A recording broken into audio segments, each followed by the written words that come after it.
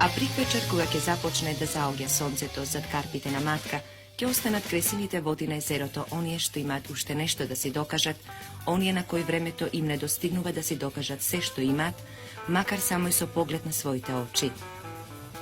Младата генерација на Скопје доби еден свој нов кат, градот доби еден свој нов агол, а влюбените едно ново место може би и за првото рандеву.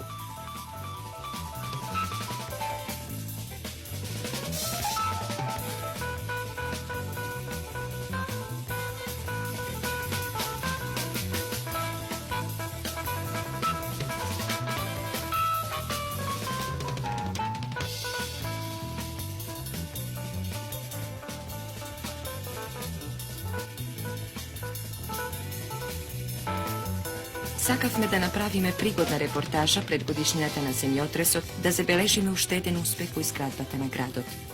Сакавме да ги споменеме сите кубици земја и песок, сите литри акумулирана вода во новото езеро, сите часови потрошени за работа, сите пари што се дадени за ова езеро.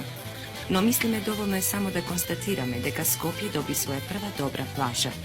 Како нешто страшно, важно и значено да добие градот назад од се оно што му се загуби.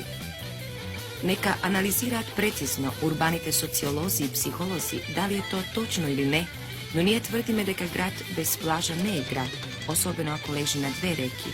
И ете ова ново езеро, ова плажа како да пополни една од најголемите празнини на овој град.